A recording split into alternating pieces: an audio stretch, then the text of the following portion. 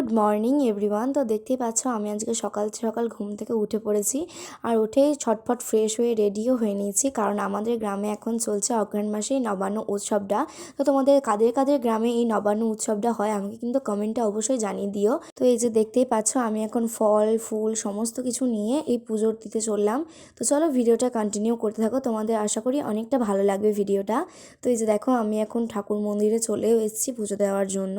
তো এখান থেকে দেখলাম প্যান্ডেলটা খুবই সুন্দর করেছে, আমার তো বেশ ভালো লেগেছে। তারপর তো চলে গিয়েছিলাম আমাদের এখানকার শিব মন্দিরে। এখানে আমি পুজো দেব না, আমার বাপি দিয়ে আসবে।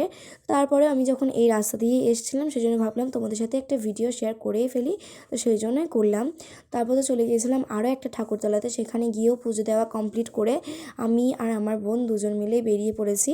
আর এই যে দেখো আমি ঠাকুরতলাতে পুজো দিচ্ছি আর আমার বোনও এখানে প্রসাদগুলোকে একটা থালার মধ্যে নিয়ে আমার সাথে সাথেই যাচ্ছিলো। তো তারপর তো পুজো দেওয়া সমস্ত কমপ্লিট করার পর এই যে দেখো আমি এখন বাড়িও চলে এসেছি। তো তারপর তো দেখলাম বাড়িতে এসে যে পুরোহিত মশাইও আমাদের বাড়িতে পুজো করতে চলে এসছে। তো প্রথমেই আমাদের এখানে হরিতলাতে নবান্ন করানো হয়, তারপরেই আমরা সবাই মিলে নবান্ন করতে বসি।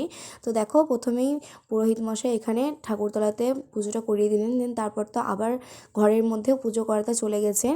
তো তারপর তো ঘরের সমস্ত ঠাকুরকে পুজো টুজো দিয়ে দিলেন আর সমস্ত এখানে রিচুয়ালস আমাদের বাড়ির মধ্যে যেগুলো হয় সেগুলো প্রায় কমপ্লিটই হয়ে গেছিলো। তারপর তো চলে গেছিলাম আরও একটা ঠাকুরতলাতে পুজো দিতে। সেখানে গিয়ে দেখি আরও অনেকজনই পুজো দিতে চলে এসছে এখনও পর্যন্ত। তো ঠাকুরমশাই আবারও পুজো এখানে শুরু করে দিলেন। তো প্রথমে আমাদের বাড়িরগুলো করেছিলেন, তারপর তো এখানে ঠাকুর মন্দিরেও পুজোটা হয়ে গেল। তারপর তো এখানে প্রসাদ নিয়ে আমরা চলে এসেছি বাড়ি। আর এই যে দেখো প্রসাদ, তারপর তো আমাদের যে চালটা ছিল সেটা, তারপর কলা, আরও অনেক কিছু যেমন ধরো রসকড়া, আরও ক্ষীর, তারপর মন্ডা, আরও অনেক কিছু দিয়ে তারপর আমরা নবান্নটা সুন্দরভাবে সেরে ফেললাম।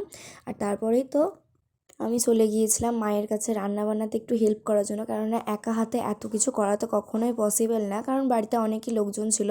তারপর তো মাকে আমিও একটু হেল্প করে দিলাম। আর যদি দুজন মিলেই রান্না বান্নাটা করা হয় তাহলে তো অনেকটা তাড়াতাড়িও রান্না বান্নাটা হয়ে যায়, তাহলে আমরা তাড়াতাড়ি খেতেও পাবো।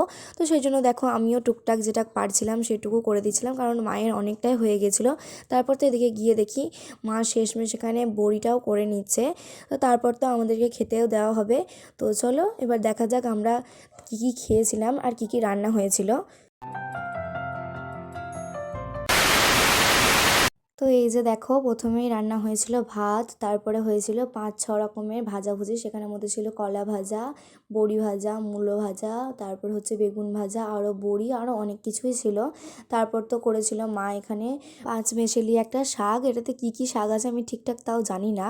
তারপর তো এখানে করেছিল শুক্তো, যেটার মধ্যে ছিল আলু, কাঁচকলা, কুমড়ো আর ছিল মটরশুঁটি কলাই। আর এইদিকে ছিল বাঁধাকপির তরকারি, যেটাও মটরশুঁটি দিয়েই রান্না করেছিল মা। আর এগুলোর সাথে খাওয়ার জন্য করেছিল মুসুরি কলাইয়ের ডাল, আর করেছিল ফুলকপি দিয়ে আলু দিয়ে মাছের ঝোল। তো শুধু ভাতের সাথে আমার খেতে দারুণ লেগেছিল। আর শেষ পাতে ছিল এরকম মিষ্টি মিষ্টি বড়া আর আদর্শা, যেটা তো খেতে আমার বেশ ভালো লাগে। তো চলো দুপুরের মেনুতে এইসবই ছিল। তো খাওয়া দাওয়ার পর তো আমরা সন্ধ্যের দিকে আবার বেরিয়ে পড়েছিলাম সবাই মিলে ঘুরতে। তো এই যে দেখো পাঁপড় খেতে খেতে আমরা এখন সমস্ত ঠাকুরগুলোকে দেখব। তো চলো তোমাদের সাথেও শেয়ার করে ফেলি। তো এই যে দেখো প্রথমেই এটা হচ্ছে আমাদের গ্রামের একটা মন্দিরে তৈরি করা ঠাকুর। তারপরে তো গিয়েছিলাম এই ঠাকুরটা দেখতে, যেটা আমাদের বাড়ি থেকে তো অনেকটাই দূরেই বলতে পারো। তো চলো আজকের মতো এইটুকুই ভিডিওটা। যারা এখনো পর্যন্ত আমার চ্যানেলে নতুন আছে অবশ্যই সাবস্ক্রাইব করে আমার পাশে থেকো। আর সবাই সুস্থ থেকো, দেখা হবে অন্য কোনো ভিডিওতে। ততক্ষণের জন্য টাটা।